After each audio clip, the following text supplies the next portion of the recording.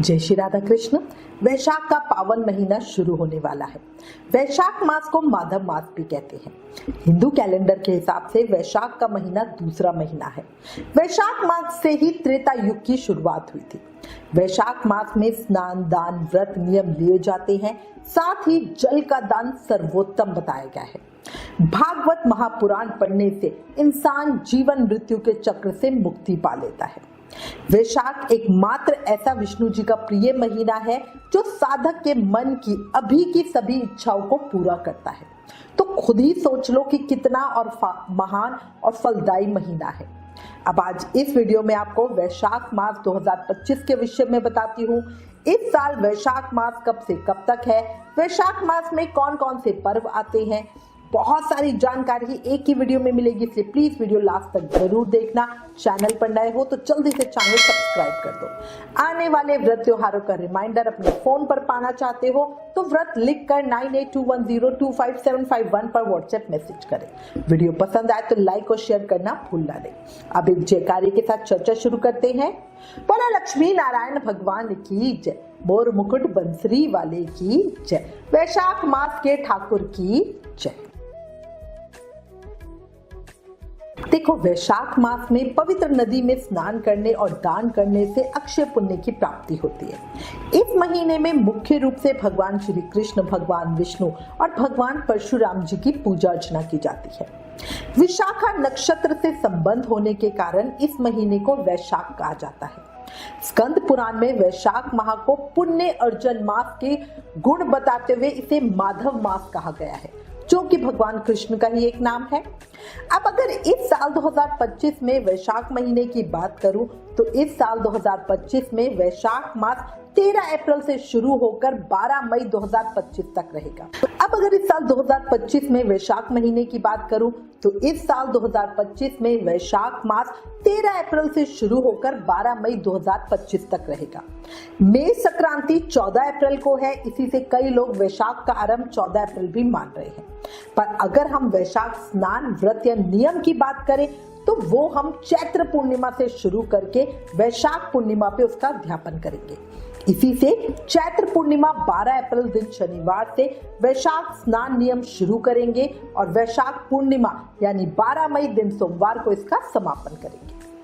कई जगहों पर वैशाख स्नान चैत्र शुक्ल एकादशी यानी कामदा एकादशी से शुरू करके वैशाख शुक्ल एकादशी यानी मोहिनी एकादशी पे समापन करते हैं। ऐसे लोग वैशाख स्नान 8 अप्रैल दिन मंगलवार से शुरू करके 8 मई दिन गुरुवार को इसका उद्यापन करेंगे। हम पर्सनली वैशाख स्नान चैत्र पूर्णिमा से वैशाख पूर्णिमा तक करते हैं। अब बहुत सारे लोग प्रश्न करते हैं कि चैत्र पूर्णिमा से स्नान नियम क्यों शुरू करें। वैशाख प्रतिपदा से नियम लेना सही नहीं है। ये देखो, परिक्रमा भी जहां से शुरू की जाती है वहीं खत्म की जाती है। इसी तरह नियम भी जब चैत्र पूर्णिमा से लिए जाएंगे तभी उसका उद्यापन वैशाख पूर्णिमा पे होगा। इस बार बहुत शुभ संयोग बन रहे हैं। चैत्र पूर्णिमा वाले दिन हनुमान जन्मोत्सव भी होता है। हनुमान जी का दिन मंगलवार और शनिवार होता है। ऐसे में शनिवार को ही उनका जन्मोत्सव बनाना भक्तों के लिए बहुत लाभकारी, बहुत शुभ होगा। वैशाख पूर्णिमा सोमवार की है यानी भगवान शिव का दिन, और इसी दिन वैशाख पूर्णिमा का संयोग भक्तों को भगवान विष्णु के साथ शिव जी की कृपा देने वाला होगा। तो इसीलिए कुछ भी करके नियम चैत्र पूर्णिमा से ही उठाना। इस तरह आपको वैशाख स्नान का और चैत्र पूर्णिमा व्रत दोनों का फल मिलेगा।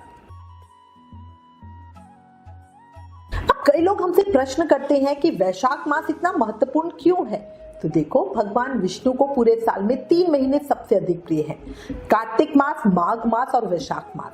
कार्तिक मास त्योहारों का महीना है। साल के बड़े पर्व जैसे दीपावली, करवा चौथ वगैरह सब इसी महीने में आते हैं। इसी महीने में देव उठते हैं जिससे शादियां शुरू हो जाती हैं। साथ ही घर की सफाई, शॉपिंग एक्सेट्रा से इस महीने के नियमों को निभाना गृहस्थों के लिए बहुत मुश्किल होता है। वहीं माघ भयानक ठंड का समय होता है। सुबह जल्दी उठकर नहाना गृहस्थ छोड़ो वैरागियों के लिए भी मुश्किल है। वहीं वैशाख का महीना ऐसा है जिसमें गृहस्थ आराम से स्नान, दान, पूजा पाठ करके श्री कृष्ण को बड़ी आसानी से प्रसन्न कर सकते हैं, क्योंकि गर्मियों का समय होता है। आराम से जल्दी उठकर ठंडे पानी से स्नान किया जा सकता है, कोई भी परेशानी नहीं होती। इसीलिए वैशाख को हम गृहस्थों के लिए पुण्यों की महासेल का समय कहते हैं और मैं सबको एडवाइस करती हूँ कि इस समय का पूरा उपयोग जरूर कर लो।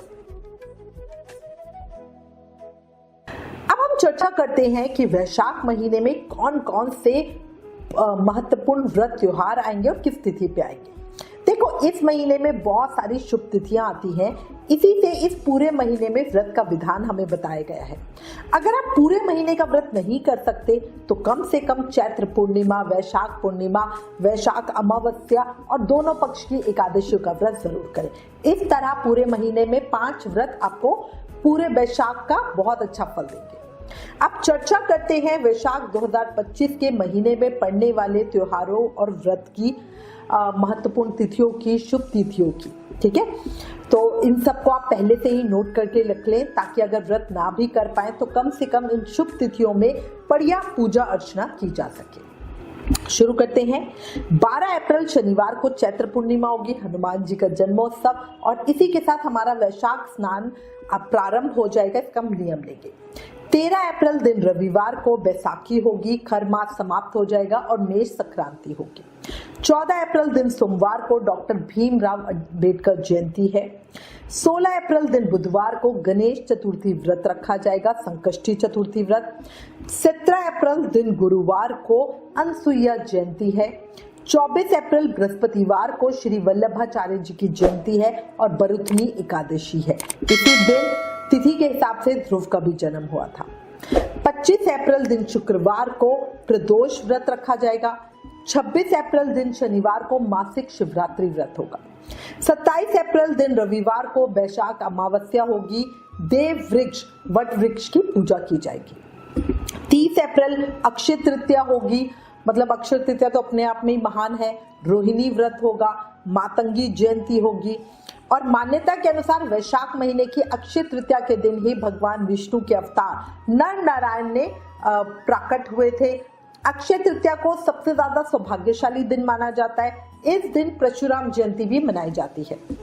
बद्रीनाथ धाम के कपाट भी इसी दिन खोले जाते हैं और चंदन यात्रा का शुभ आरंभ भी अक्षय तृतीया से ही होता है। 1 मई बुधवार को महाराष्ट्र दिवस, मई दिवस या मजदूर दिवस होता है।